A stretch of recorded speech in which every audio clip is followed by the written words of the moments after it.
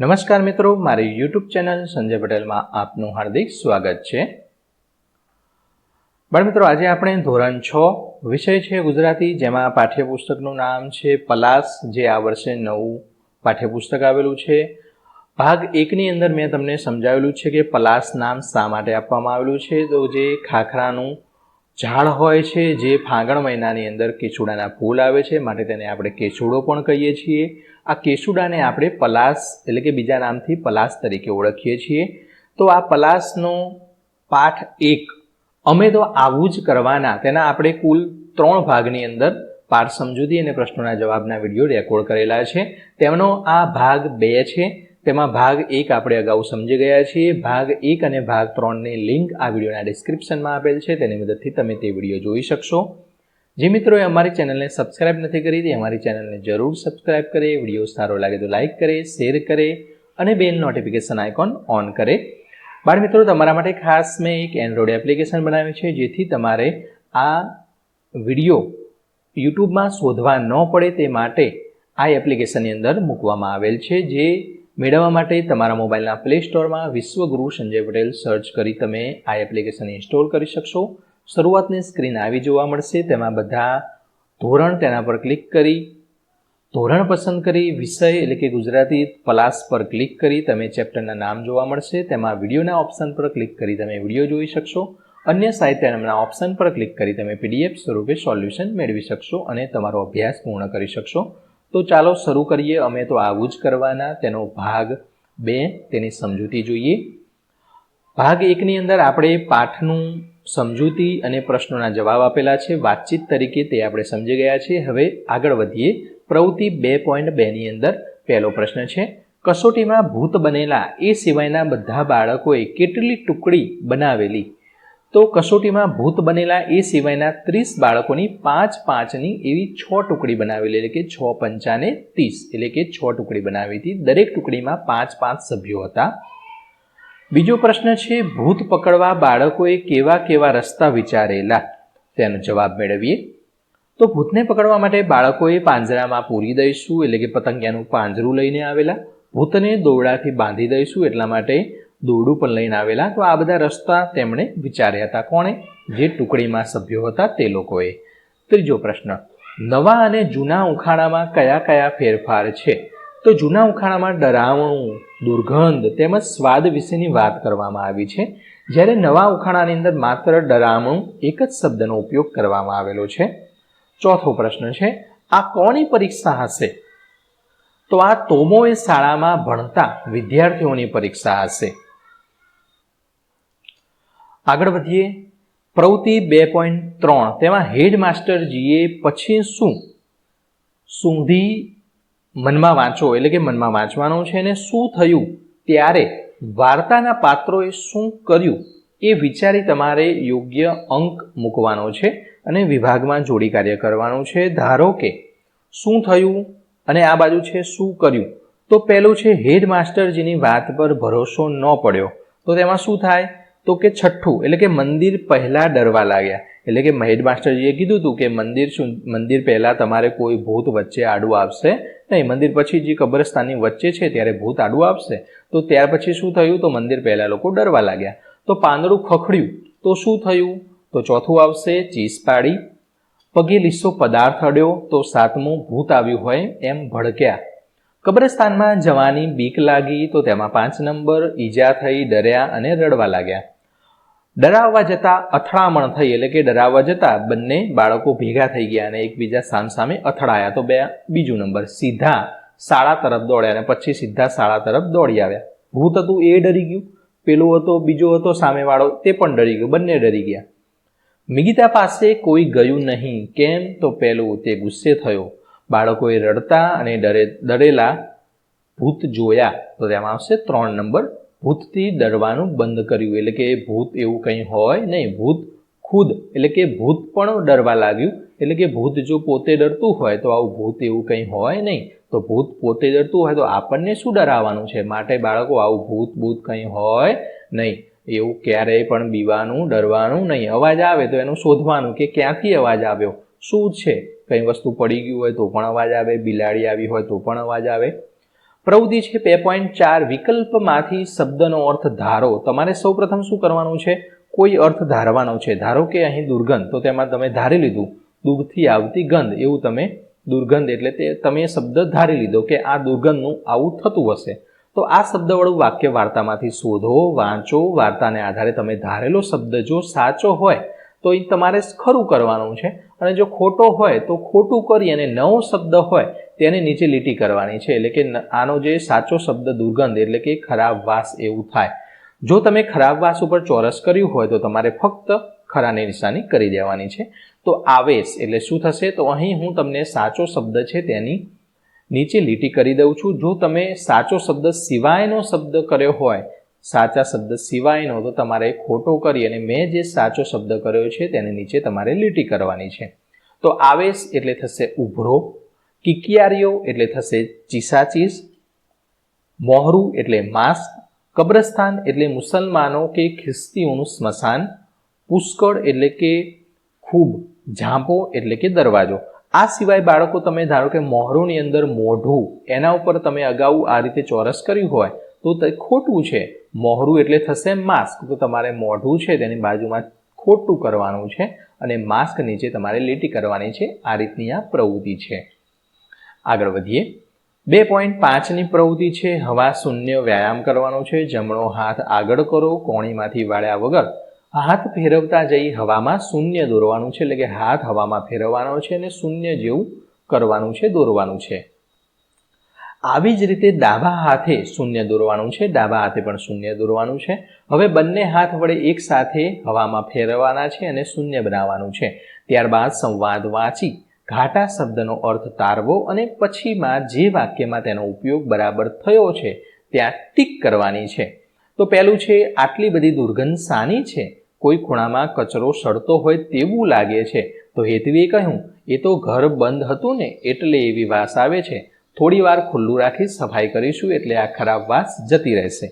તો આનો થશે કેમિકલની દુર્ગંધથી જ ખબર પડી જાય કે ગાડી ફેક્ટરીઓના વિસ્તારમાંથી પસાર થઈ રહી છે, એટલે કે દુર્ગંધ આવે છે અને સુગંધ આવે. ઘણી વખતે આપણે રસ્તા પર જતા અમદાવાદ જતા હોઈએ ત્યારે રસ્તાની આજુબાજુ કેમિકલની ફેક્ટરી હોય તો આપણે બસમાં બેઠા હોય તો વાસ આવવા માંડે, ખરાબ વાસ આવે, એટલે આપણને ખબર પડી જાય કે રસ્તાની આજુબાજુ કોઈ ફેક્ટરી અથવા કેમિકલની વાસ આવે છે, ખરાબ વાસ આવે છે, તેને દુર્ગંધ કહેવાય.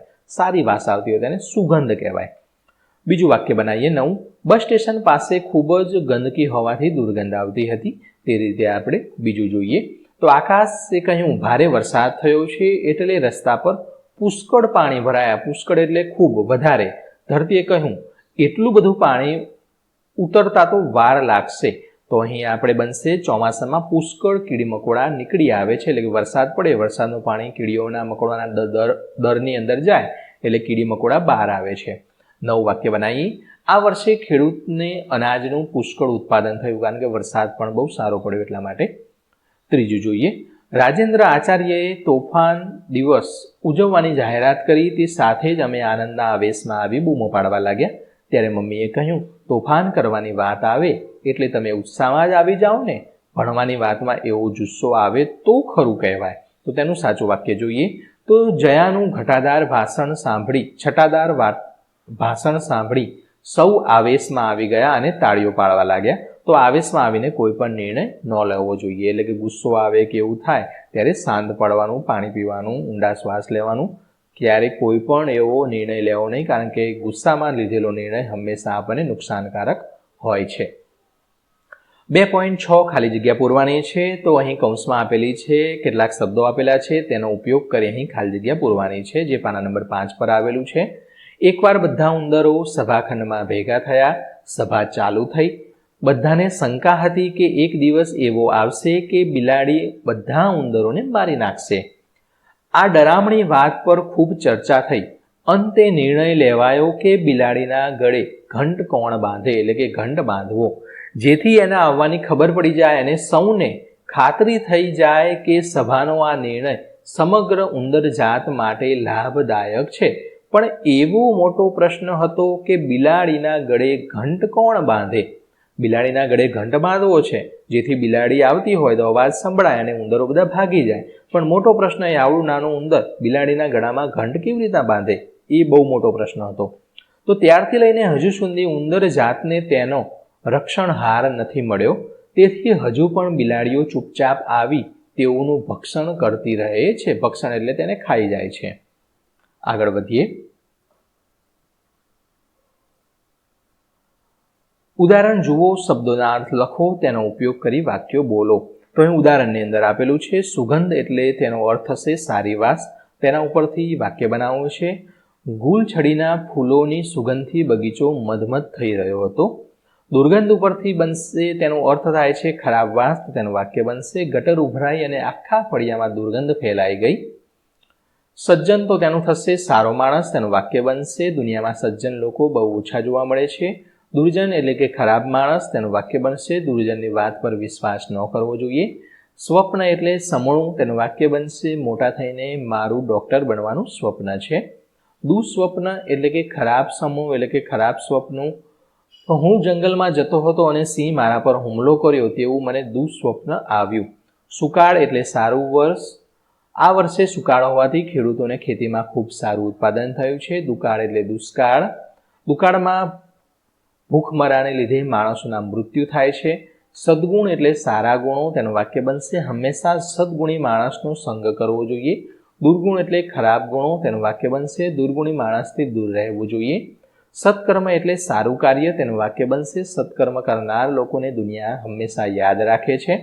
દુષ્કર્મ એટલે ખરાબ કાર્ય, તેનું વાક્ય બનશે દુષ્કર્મ કરનારને દુનિયા ક્યારેય ભૂલતી નથી. સબળ એટલે બળવાન, તેનું વાક્ય બનશે દુનિયામાં સબળ લોકોની બધે વાહવા થાય છે. દુર્બળ એટલે કમજોર માણસ, તો દુર્બળ લોકોને સૌ ડરાવે છે. આગળ વધીએ. 2.8ની પ્રવૃત્તિ છે ઉદાહરણ વાંચો અને તે મુજબ વાક્યો બનાવીને લખો. આંખો અને રડી.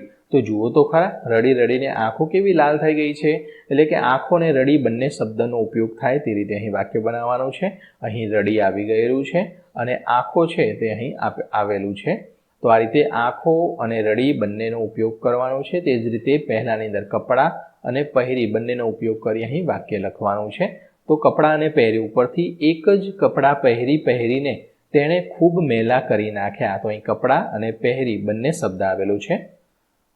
તો તેની અંદર રડી છે તો રડી રડીને, પહેરી છે તો પહેરીને, અહીંયા વાંચી છે તો વાંચીને, લખી તો લખીને આ રીતે તેનો ઉપયોગ કરવાનો છે. તો બીજું છે ચોપડી. તો આર્યએ ચોપડી વાંચીને પાના તોડી નાખ્યા.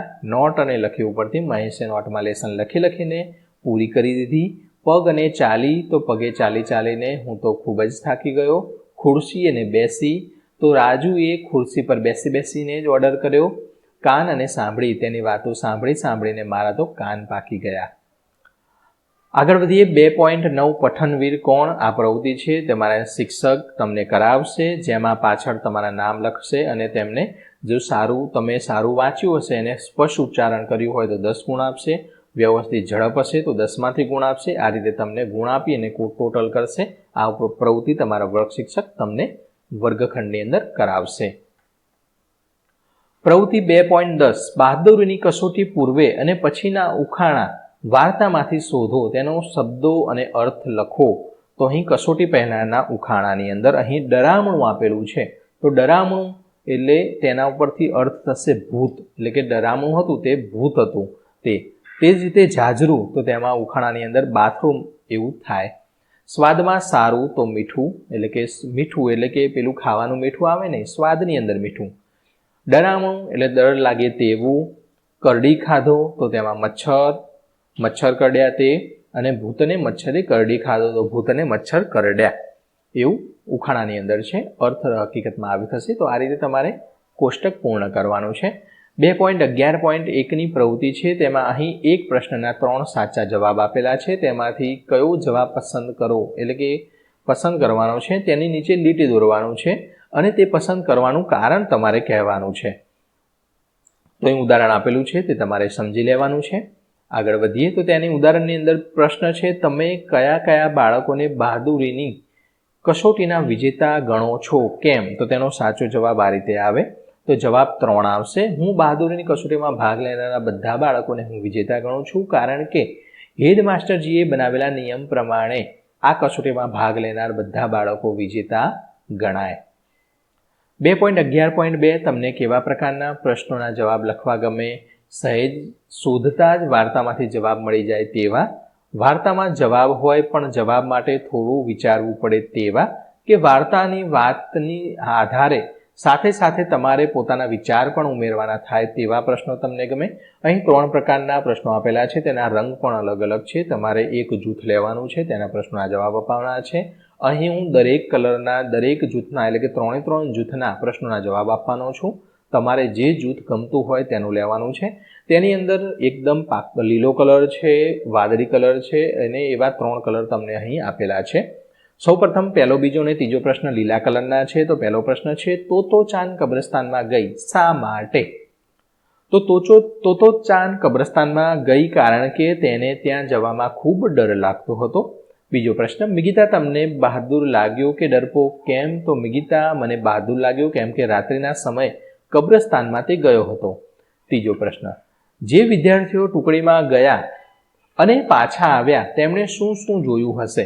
તો જે વિદ્યાર્થીઓ ટુકડીમાં ગયા અને પાછા આવ્યા તેમણે રસ્તામાં ઘણું બધું જોયું હશે. કેટલાકે ઝાડના પાન જોયા હશે, ભૂત બનીને છુપાયેલા છોકરાઓને જોયા હશે, રસ્તા ઉપર બીજું ઘણું બધું આવ્યું હશે તે પણ તેમણે જોયું હશે. આ બીજું જૂથ છે એટલે કે બ્લેક એટલે કે વાદળી, ઘાટા વાદળી કલરના પ્રશ્નો છે. તેમાં ચોથો પ્રશ્ન છે, ભૂત બનેલા અને ડરી ગયેલા વિદ્યાર્થીઓએ ફરિયાદ કરી. તો એક છોકરાએ ફરિયાદ કરી કે કબ્રસ્તાનમાં છુપાયો પણ તેની પાસે કોઈ જ ન આવ્યું, તેથી તે વધારે ડરવા લાગ્યો. એક છોકરો કબ્રસ્તાનમાં સંતાઈને બેઠેલો, તે કોઈના આવવાના અવાજથી બહાર કૂદ્યો અને અથડાઈ ગયો. તેને લીધે તેને વાગ્યું અને તે ડરી ગયો અને તે સીધો તે શાળા તરફ આવ્યો. એક છોકરાએ ફરિયાદ કરી કે કબરમાં છુપાઈને અત્યાર સુધી મેં રાહ જોઈ પણ કોઈ પણ મારી પાસે આવ્યું નહીં અને મને તો મચ્છરોએ કરડી ખાધો. પાંચમો પ્રશ્ન, ભૂત બનેલા છોકરા કેમ હસતા હસતા રડી પડતા? એક બાજુ હસવું આવતું, એક બાજુ રડવું આવતું. તો ભૂત બનેલા છોકરા હસતા હસતા રડી પડ્યા કેમ કે તેઓ પોતે પણ ડરતા હતા, તેમ છતાં બીજાને ડરાવવાનો પ્રયત્ન પણ કરી રહ્યા હતા. છઠ્ઠો પ્રશ્ન, મારવિયામાં બાકીના બાળકોએ ક્યાંથી લાવ્યા? તો મારવિયામાં ભૂત બનેલા બાળકોને તેમજ સ્ટ્રીટ લાઇટ નીચે ગભરાઈને ઊભેલા બાળકોને પાછા લાવ્યા. એટલે કે કેટલાક બાળકો ગભરાઈ ગયા હતા અને સ્ટ્રીટ લાઇટ એટલે કે અજવાળું હતું તેની નીચે ઊભા હતા. તો મારવિયા છે તે વર્ગ શિક્ષક છે તે ત્યાં ગયા અને બધા બાળકોને પાછા શાળા તરફ લઈને આવ્યા. સાતમો પ્રશ્ન, તમે કયા વિદ્યાર્થીઓને અથવા વિદ્યાર્થીઓને આ કસોટીમાં સફળ થયા એમ ગણશો? કેમ? તો અહીં મારા મતે તો હું બધા જ વિદ્યાર્થીઓને આ કસોટીમાં સફળ થયેલા જેવા ગણીશ, કારણ કે દરેક વિદ્યાર્થીઓએ ઉત્સાહપૂર્વક આ બહાદુરીની કસોટીમાં ભાગ લીધો હતો. તેનાથી તેમને ઘણું બધું શીખવા મળ્યું હતું. આઠમો પ્રશ્ન છે, તોમોએ શાળાના બાળકોને પછીથી ભૂતથી કેમ ડર્યા નહીં? તો વાર્તાના આધારે જવાબ આપવાનો છે. તો તોમોએ શાળાના બાળકોને ખબર પડી ગઈ કે ભૂત જેવું કંઈ હોતું નથી. ભૂતને પણ આપણી જેમ બીક લાગે છે. એમ જેમ કે આપણને બીક ભૂતની લાગે છે તે જ રીતે આ વાતની ખબર પડી અને તોમોએ શાળાના બાળકોને ભૂતથી ડર્યા નહીં. એટલે કે આ શાળાના બાળકો છે તે ભૂતથી ડર્યા નહીં, કારણ કે ભૂતને પણ બીક લાગતી હતી, માટે ભૂત એવું કંઈ હોય નહીં. તમે લખેલા જવાબ સૌને સંભળાવો. આ જવાબ છે બધાને સંભળાવવાના છે. નવમો પ્રશ્ન છે, આ વાર્તા આપણી આ ચોપડીમાં શા માટે મૂકી હશે? આ પ્રશ્નનો જવાબ બધાએ લખવાનો છે. લખ્યા બાદ વર્ગમાં ચર્ચા કરવાની છે. તો આ વાર્તા આપણી ચોપડીમાં એટલા માટે મૂકવામાં આવી છે કે જેથી આપણને નાનપણથી જ બહાદુર બનીએ, નાનપણથી જ બહાદુરીનું ગુણ કેળવાય. ભૂત કેવું કંઈ હોય નહીં અને આપણે ભૂત પ્રેતમાં વિશ્વાસ ન કરવો જોઈએ, અંધશ્રદ્ધા ન કરવી જોઈએ અને ડરવું ન જોઈએ. પ્રવૃત્તિ 2.12 છે. વાર્તામાં 10 ભાગ આપેલા છે. આ મુદ્દાઓ કયા કયા ભાગમાં આવે છે તે ભાગના ક્રમ નોંધવાના છે. તો જુઓ બાળકો, તમને એવો પ્રશ્ન થયો હશે કે ભાગ 1ની અંદર આપણે જે પાઠ સમજૂતી જોઈ, બહાદુરની કસોટી બહાદુરીની તેની સમજૂતી જોઈ, તેની અંદર કેટલાક ફકરા પૂર્ણ થાય પછી કૌંસની અંદર 2, 7, 8, 6, 9, 10 આમાં નંબર આપેલા છે, એટલે કે તે જૂથ પાડેલા છે.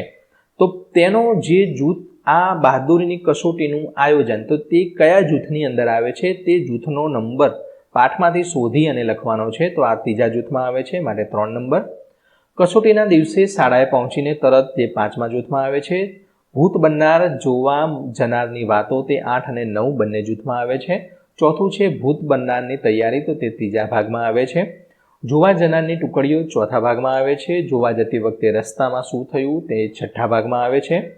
ભૂતોની સ્થિતિ તે 8મા અને 9મા ભાગમાં આવે છે. શાળામાં પાછા ફર્યા પછી તો તે 9મા ભાગમાં આવે છે. શિક્ષકોએ કરવા પડેલા કામ તો તે 8મા અને 9મા ભાગમાં આવે છે. અને 10મું છે તોમોએના વિદ્યાર્થીઓ ભૂત વિશે શું શીખ્યા, તો તે 10મા ભાગમાં આવે છે. કારણ કે આવું ભૂત કંઈ હોય નહીં. છેલ્લો ભાગ આપેલો છે, તે છેલ્લા ભાગની અંદર આનું વર્ણન કરવામાં આવેલું છે. 2.13 તમે તોતોચાન હો તો આખી વાત તમારી મમ્મીને કેવી રીતે કહો તે લખવાની છે. તો અહીં આ રીતે મેં લખેલી છે, તે તમારે લખી દેવાની છે. ફટાફટ આપણે વાંચી જઈએ. પછી તો અમને હેડ માસ્ટર દ્વારા કહેવામાં આવ્યું કે બધાએ કબ્રસ્તાનવાળા રસ્તે થઈ શાળાએ પહોંચવાનું છે, પણ જોજો રસ્તામાં તમને ભૂત બનેલા બાળકો ડરાવશે. ભૂત બનેલા બાળકોએ પણ એવી રીતે ચેતવણી આપી કે હવે ખૂબ ડરાવીશું, અમે એટલા ડરાવીશું કે તમે બીને મરી જશો. પછી તો જે બાળકો ભૂત બન્યા હતા તે બાળકો ત્યાં ગયા. બાકી બચેલા બાળકોએ 5-5ની એવી 6 ટુકડી પાડી થોડા સમયના અંતરે તે મંદિર તરફ ગયા. હેડમાસ્ટર સાહેબે કહ્યું કે આમાં બહાદુર કોણ છે તેની કસોટી કરવાની છે. તેથી નક્કી કરેલા રસ્તે તેના બદલે સીધા રસ્તે પણ તમે સ્કૂલે આવો તો પણ તમને કોઈ વાંધો નથી.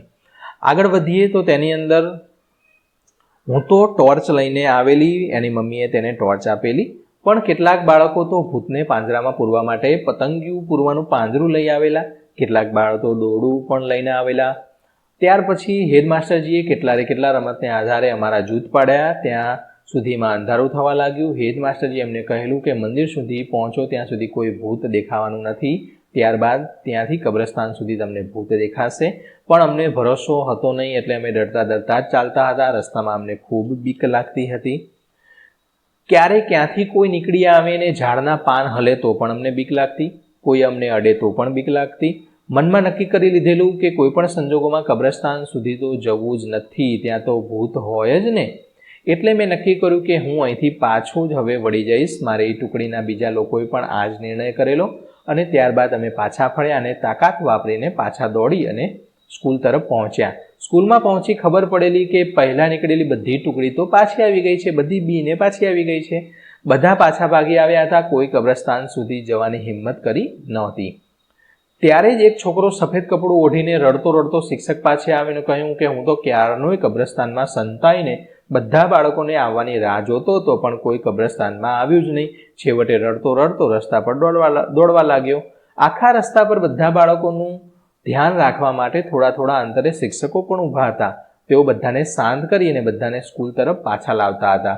બીજો એક છોકરો આવ્યો અને તેણે કહ્યું કે હું કબ્રસ્તાનમાં સંતાઈને બેઠો, કોઈના અવાજ આવવાથી હું કૂદ્યો. એની પાસે સામસામે અમે અથડાઈ ગયા અને બંનેને વાગ્યું અને પછી અમે રડતા સ્કૂલ તરફ આવ્યા. આગળ જોઈએ. આ બધું એટલું રમૂજી હતું કે અમારા માથેથી ભૂતની બીક હટી ગઈ. સૌ પેટ પકડીને હસવા લાગ્યા. એટલામાં મારા વર્ગનો મિગીતા નામનો છોકરો પાછો આવ્યો. તેને તેનું મોહરું પહેર્યું હતું તે ઉતારી તેને ગુસ્સામાં કહેવા લાગ્યો કે મારી પાસે કેમ કોઈ ન આવ્યું. હાથ પણ ખંજવાળતા તે ફરિયાદ કરતો તે કબ્રમાં છુપાયો હતો. ત્યાં મને તો પુષ્કળ મચ્છરો કરડ્યા. આ રીતે બાકીના બધા ભૂતો પણ આવ્યા અને અમારા શિક્ષક મારુયામાએ જતા કહ્યું કે જોયું કેટલાક ભૂત સ્ટ્રીટ લાઇન નીચે ગભરાઈને ઊભા હતા. તે પણ ખબર પડી ગઈ કે કેટલાકના ડરના માર્યા સીધા ઘરે ભાગી ગયા હતા. એ બધાને ભેગા કરીને પાછા અમે સ્કૂલ લઈ આવ્યા. તો અહીં આવું ભૂત આ શિક્ષકોએ જે પ્રવૃત્તિ કરાવી છે, જો આપણને ભૂત એવું કંઈ હોય નહીં એવું આપણે સીધું કહી દઈએ તો એ લોકોને ખબર પડે નહીં. એટલા માટે આપણે પ્રવૃત્તિ કરાવી કે ભૂત પણ ડરે છે, ભૂતથી ડરવા જેવું કંઈ છે નહીં, આવું ભૂત કે કંઈ હોય નહીં અને આવી અંધશ્રદ્ધામાં માનવું જોઈએ નહીં. કસોટી 2.14ની પ્રવૃત્તિ છે. તેમાં કસોટી યોજતા પહેલાં તોમોએ શાળાના હેડમાસ્ટરજીએ તેમની નોંધપોથીમાં કેવી રીતે આયોજન નોંધ્યું હશે આ 4 નોંધવાની ચર્ચા કરવાની છે અને બીજા મુદ્દા લખવાના છે. તો મંદિર અને કબ્રસ્તાનમાં જવાની મંજૂરી મેળવવી, ભૂત બનનારને સંતાડવા માટે જગ્યા નક્કી કરવી, આવું બધું તેમણે તેમની નોંધમાં લખ્યું હશે. આવું બીજું આપણે જોઈએ. કયા શિક્ષક ક્યાં રહીને વિદ્યાર્થીનું ધ્યાન રાખશે તે પણ નોંધ્યું હશે. ભૂત બનનાર બાળકોના પહેરવેશની વ્યવસ્થા કરવી તે પણ નોંધ્યું હશે. વિદ્યાર્થીઓ ડરે નહીં તે માટે શું કરીશું તે પણ નોંધ્યું હશે. વિદ્યાર્થીઓની ટુકડીઓ કેવી રીતે પાડવામાં આવશે તેનું આયોજન કર્યું હશે. ભૂત બનનારા વિદ્યાર્થીઓ અન્ય વિદ્યાર્થીઓને કેવી રીતે ડરાવશે તેની વિગત અને તેનું ટૂંકમાં વર્ણન તેમણે પોતાની નોંધબુકમાં લખ્યું હશે. 2.15 આયોજન કરો અને વર્ગ સમક્ષ ભજવી બતાવો જૂથ કાર્ય છે. તેમાં પહેલું છે હેડમાસ્ટર બહાદુરીની કસોટીની જાહેરાત કરે છે. તો તમારે આયોજન કરવાનું છે.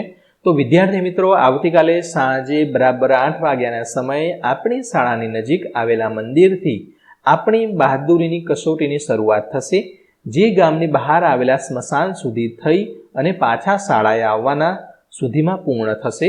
આ કસોટીમાં જે વિદ્યાર્થીઓ ભૂત બનવા ઈચ્છતા હોય તે પોતાના નામ લખાવી દે, તેમજ બાકીના વિદ્યાર્થીઓએ આ કસોટીમાં સ્મશાન સુધી જઈ અને પાછું વળવાનું છે, જેને આપણે ગ્રુપ પાડવાના છીએ.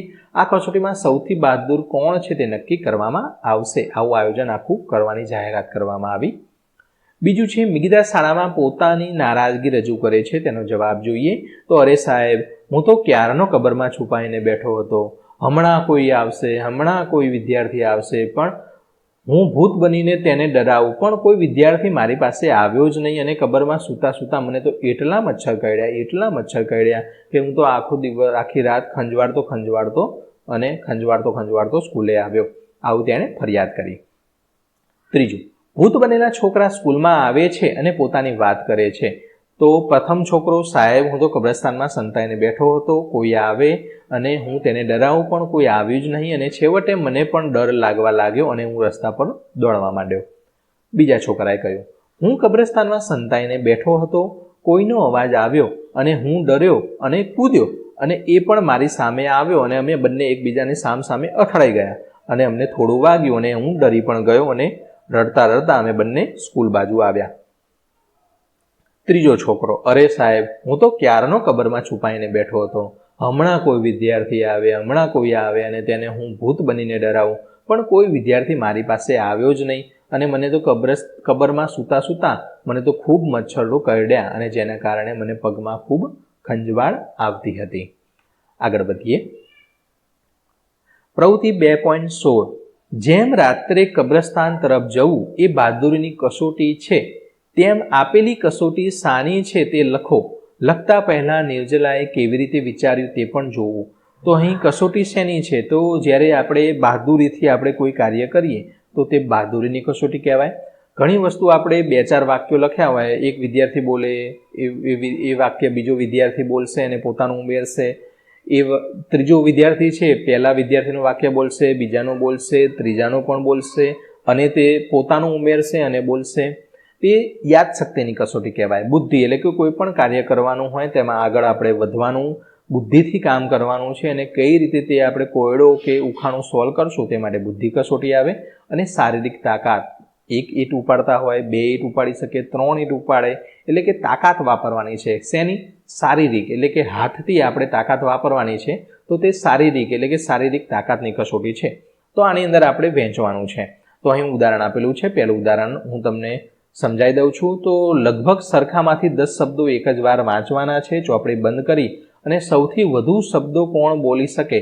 તો આ કેવી કસોટી કહેવાય? કારણ કે 10 શબ્દો છે તે વાંચી લેવાના છે, ચોપડી બંધ કરી દેવાની છે, અને 10 શબ્દોમાંથી યાદ કરવાના છે અને લખવાના છે કે 10 શબ્દોમાંથી જો 8 શબ્દો કોઈને સાચા પડે ને સૌથી વધુ હોય તો તેની યાદશક્તિ સારી છે.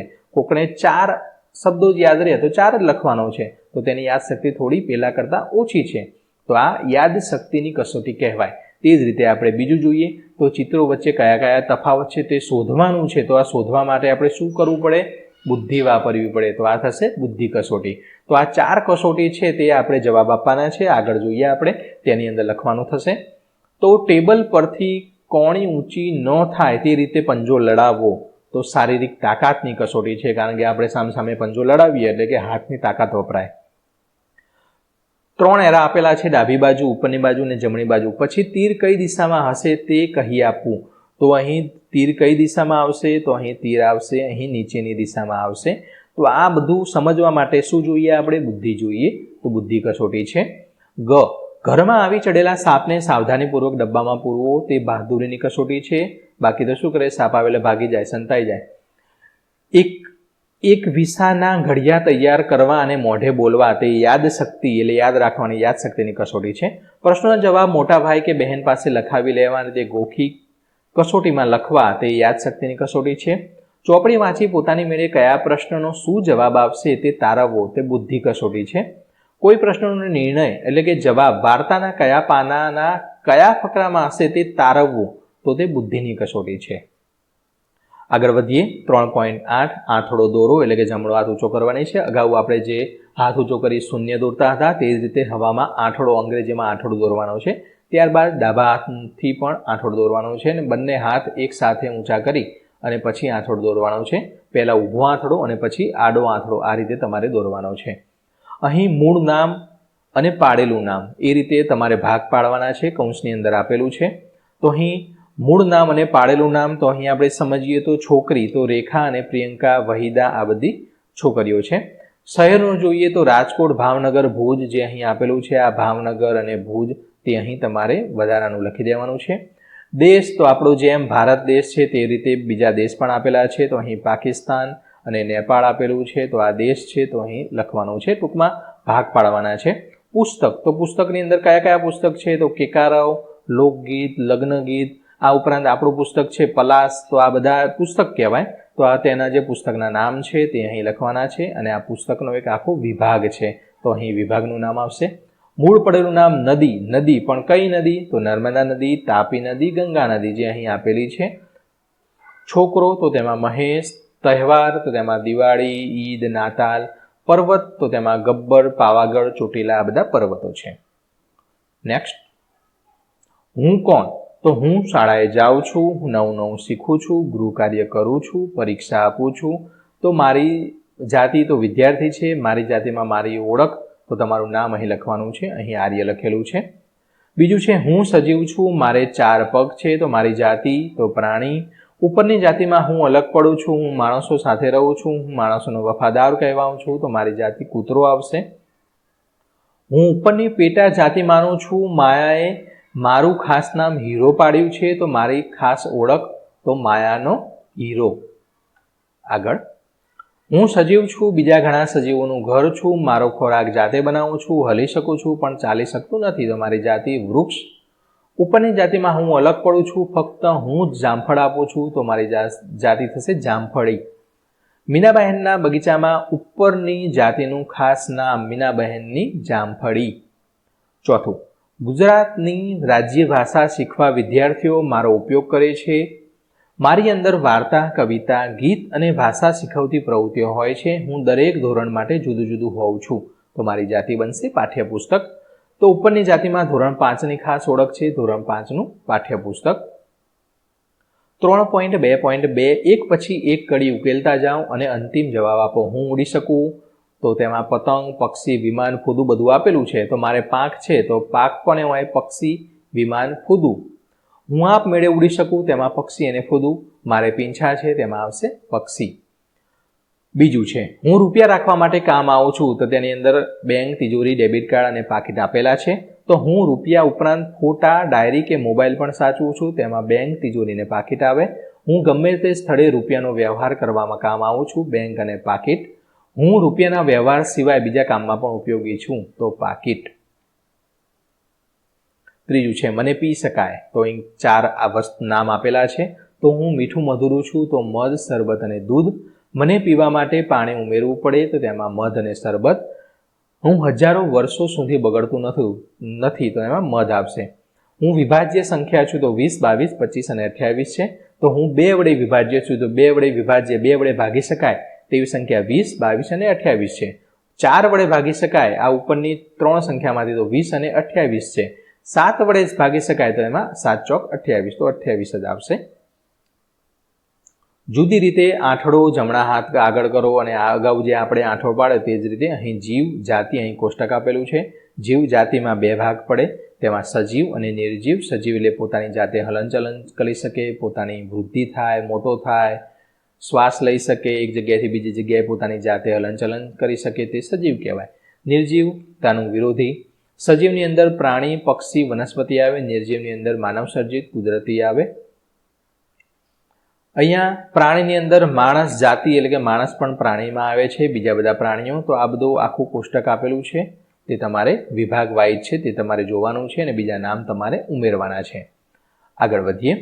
આ 3 ફકરામાં ઘાટા અક્ષરે છાપેલા શબ્દોમાંથી કેટલાક એક સજીવ છે કે એક વસ્તુ માટેના છે, જ્યારે કેટલાક જૂથ સમૂહ માટેના છે, આવી શબ્દ જોડી તમે ધોરણ 5માં શીખી ગયા છે, તે આધારે તમારે જોવાનું છે. અહીં ગામ, એક યુવાન સૈનિક બનવા ઈચ્છતો હતો અને લશ્કર, સૈનિક જે આ બધું ભેગું થાય તેને લશ્કર કહીએ છીએ. ફળિયું એટલે કે ઘર હોય, એક જ ઘર હોય અને બહુ બધા ઘર ભેગા થઈને આગળ બને તેને ફળિયું કહેવાય.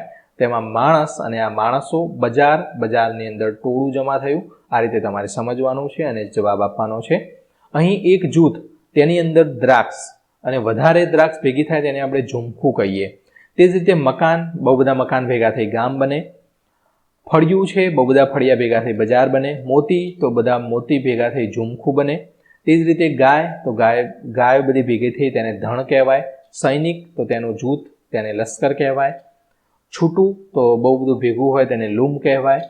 એક વસ્તુ હોય, બહુ બધું ભેગું થાય, એક નોટ હોય તો એક નોટ એવું કહીએ, અને બહુ બધી નોટો ભેગી થાય તો આપણે બંડલ બનાવીએ તો તેને બંડલ કહેવાય. એક તે ગાય, તેનું જૂથ બનશે ખાડું. બિસ્કિટ, તો તેનું જૂથમાં પેકેટ.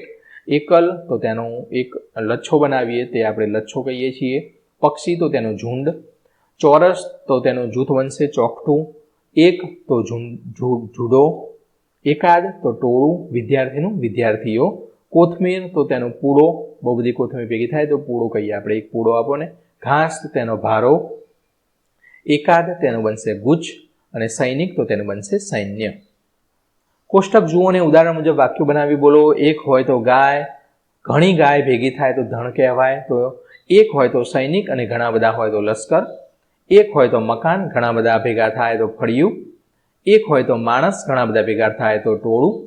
એક હોય તો પક્ષી અને ઘણા બધા ભેગા થાય તો પક્ષીઓનું ઝુંડ. એક હોય તો ગાય અને ઘણા બધા ભેગા થાય તો ખાડું કહેવાય. એક હોય તો ભેંસ અને ઘણા બધા હોય તો ધણ કહેવાય.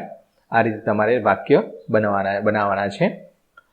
ધોરણ 5માં તમે આવી પ્રવૃત્તિ કરી છે. દરેક વાક્યમાં ગણી ન શકાય પણ માપી શકાય તેવું હોય તેને દ્રવ્યવાચક શબ્દો કહેવાય.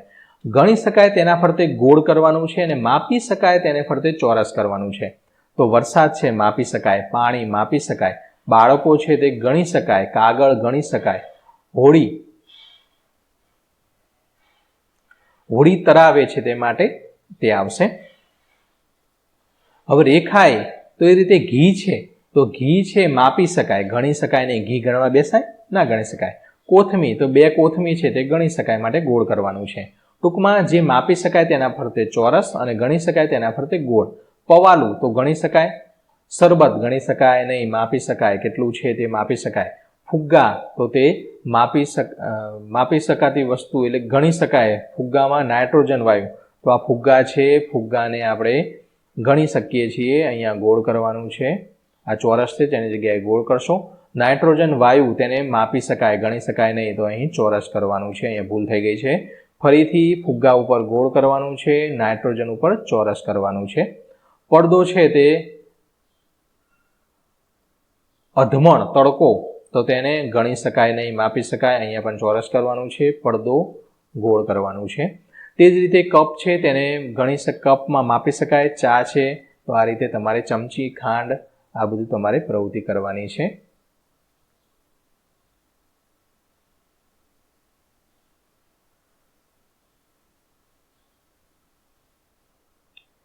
કયા પ્રકારની વસ્તુઓ ગણી શકાય અને કયા પ્રકારની વસ્તુ માત્ર માપી શકાય તે ફરતે ગોળ કરવાનું છે. તો પ્રવાહી, ધાતુ, અનાજ, આંસુ, આ બધી પ્રવૃત્તિ છે માત્ર માપી શકાય છે, તો તેના ફરતે ગોળ કરેલું છે. તમે આવી પ્રવૃત્તિ ધોરણ 5માં કરી હતી. બંને ખાનામાંથી એક શબ્દ જૂથ લઈ ઉદાહરણ પ્રમાણે વાક્ય બનાવો. જોતજોતામાં પેટ દુખી ગયું, તો કેવું નહીં, જોતજોતામાં સૌ 6ઠ્ઠા ધોરણમાં આવી ગયા. તો જોતજોતામાં અને સૌ 6ઠ્ઠા ધોરણમાં આવી ગયા. આ બેને આપણે જોઈન કરી અને અહીં આપણે આ વાક્ય બનાવ્યું છે. તે જ રીતે આમાંથી એક શબ્દ લેવાનો છે અને આમાંથી પણ શબ્દ લઈ અને અહીં વાક્ય બનાવવાનું છે. તો આગળનું આપણે બનાવીએ. અરે હસી હસીને સૌને પેટમાં દુખી ગયું. બીજું બનાવીએ. ધીમે ધીમે મારી વાંચનની ઝડપ વધી. દૂર દૂરથી પડઘો સંભળાયો. ચાલતા ચાલતા અમે બીજે ગામ પહોંચી ગયા. રમતમાં બધી વાર્તાઓની ચોપડીઓ વાંચી કાઢી. કોઈ વાર હું 2 પવાલા દૂધ પી જાઉં. આ રીતે તમારે બનાવવાનું છે. ફકરા મોટેથી વાંચો અને તમારા વાંચનના આધારે વિરામ ચિહ્નો મૂકો. શિક્ષક સાથે મળીને વર્ગમાં સામૂહિક ચર્ચા કરી તમારા વિરામ ચિહ્નો ચકાસો. તો અહીં આપણને જે આપેલું છે તેમાં કોઈ પણ પ્રકારના વિરામ ચિહ્નો નથી, તો અહીં આપણે વિરામ ચિહ્નો મૂકી બનાવવાનું છે. તો અહીં ઉદ્ગાર ચિહ્ન આવશે, અહીં પ્રશ્નાર્થ વાક્ય અને અહીં પ્રશ્નાર્થ વાક્ય આવશે. તે જ રીતે આ બીજો ફકરો છે તેને આપણે લખીએ તો તેમાં અહીંયા પૂર્ણ વિરામ આવશે, અહીંયા પણ પૂર્ણ વિરામ આવશે, અહીંયા પૂર્ણ વિરામ આવશે. તે જ રીતે તમારે અહીં ઇન્વર્ટેડ કોમા એટલે કે અવતરણ ચિહ્નમાં લખવાનું છે. આ રીતે તમારે પૂર્ણ કરવાનું છે. ત્રીજું છે, ત્રીજાની અંદર તમે આ રીતે લખી શકશો. અહીંયા પૂર્ણ વિરામ છે, છેલ્લે પણ પૂર્ણ વિરામ છે. ચોથું છે, ચોથાની અંદર આ રીતે તમે પૂર્ણ કરી શકશો. આ રીતે યોગ્ય વિરામ ચિહ્નોનો ઉપયોગ કરીને તમારે લખી દેવાનું છે. મને શીખવા દો. તો અહીં ફકરો વાંચી કોષ્ટકમાં પ્રશ્નોના જવાબ આપેલા છે, તેના જવાબ આપવાના છે. પ્રશ્ન 1 છે, આ ફકરાના લેખક કોણ છે? ફકરાના લેખક અહીં આપેલા છે, ગીજુભાઈ બધેકા. તો ત્યાં ગીજુભાઈ બધેકા આવશે.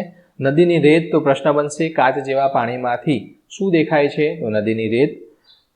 ત્રીજું છે, માછલા પાણીની ઉપર કેમ આવે છે? તો જવાબ આપશે શ્વાસ લેવા. કેવી રીતે પાણી સાથે તણાય છે? તો ઝીણી રીતે. પ્રશ્ન બનાવવાનો છે, માછલાની રમત ક્યાં સુધી ચાલે છે? આખો દિવસ. નદીનું પાણી શાને કારણે જુદું થઈને વહે છે? તો પથરાને લીધે. એવો જવાબ આવશે. આગળ વધીએ. સાદાભાઈ, નવાઈલાલ, અફસોસ ખાન દોસ્ત છે. આ ત્રણેય દોસ્ત છે. ત્રણેય એક જ વાત જુદી જુદી રીતે કહે છે. વાંચો અને તે પ્રમાણે લખવાનું છે. તો અહીં સાદાભાઈ બોલે, શ્રદ્ધા પાસ થઈ. શ્રદ્ધા પાસ થઈ. અરર, શ્રદ્ધા પાસ થઈ ગઈ. આ રીતે બોલવાનું છે. શિયાળામાં ઠંડી પડે. આહા, શિયાળામાં કેવી ઠંડી પડે. હાય હાય, શિયાળામાં તો કેવી ઠંડી પડે. સાંજે વરસાદ પડ્યો. તો નવાઈલાલ બોલશે, અરે સાંજે કેવો વરસાદ પડ્યો. અફસોસ ખાન બોલશે, અરર, સાંજે વરસાદ તૂટી પડ્યો. તને પગે મચકોડ આવ્યો. નવાઈલાલ બોલશે, અરે રે, તને પગે મચકોડ આવ્યો. અફસોસ ખાન બોલશે, હાય હાય, તને પગ મચકોડ આવ્યો. ઉનાળામાં ગરમી પડે. નવાઈલાલ, આહા, ઉનાળામાં કેવી ગરમી પડે. હાય હાય, ઉનાળામાં તો કેવી ગરમી પડે. આ રીતે બોલે. જે રીતે બોલવાનું છે તે ઉદાહરણ પ્રમાણે તમારે લખવાનું છે. જે સાચું હોય તે છૂટથી કહો. તોમોએ શાળાની કસોટીમાં તમે પાસ થયા હોત. હા, હું તો તોમોએ શાળાની કસોટીમાં પાસ થયો હોત. તમને રોજે રોજ શાળાએ આવવું ગમે છે. શાળામાં શા માટે આવો છો? હા, મને દરરોજ શાળામાં આવવું ગમે છે, કારણ કે અહીં મને નવું નવું શીખવા મળે છે, નવી નવી રમતો રમવા મળે છે અને ખૂબ મજા આવે છે. ઘરના મોટા અથવા મોટેરાઓ તમને કેવા સલાહ સૂચન આપે છે? ઘરના મોટાઓ અમને ઘણી બધી સલાહ આપે છે, જેમ કે ધીમે ચાલજે, સાયકલ સંભાળીને ચલાવજે, કોઈની સાથે ઝઘડતો નહીં, કપડાં ખરાબ કરતો નહીં, ટીવી જોવાનું બંધ કર, વાંચવા બેસ, લેસન કરવા બેસ વગેરે. ચોથું, ભણવા બાબતે, રમવા ફરવા બાબતે તમારા મનમાં જે કાંઈ થાય છે તે તમારા મમ્મી પપ્પાને કહેવું હોય તો તમે શું કહો તે લખવાનું છે. તો વિદ્યાર્થીઓ, આ તમારે જાતે લખવાનું છે. તો બાળમિત્રો, અહીં પાઠ 1નો ભાગ 2 છે તે આપણે પૂર્ણ કરીએ છીએ. ફરી મળીશું આગળના ભાગ 3ની અંદર. એટલે કે આ પાઠ છે, પહેલો પાઠ છે, આપણે 3 ભાગના રેકોર્ડ કરેલો છે. આ દરેક ભાગની લિંક આ વિડીયોના ડિસ્ક્રિપ્શનમાં આપેલ છે. તેની મદદથી તમે તે વિડીયો જોઈ શકશો. આ ઉપરાંત અમારી એપ્લિકેશનની અંદર પણ PDF સ્વરૂપે સોલ્યુશન આપેલું છે, તો તે પણ તમે ડાઉનલોડ કરીને જોઈ શકશો. ફરી મળીશું ભાગ 3ની અંદર. આવજો.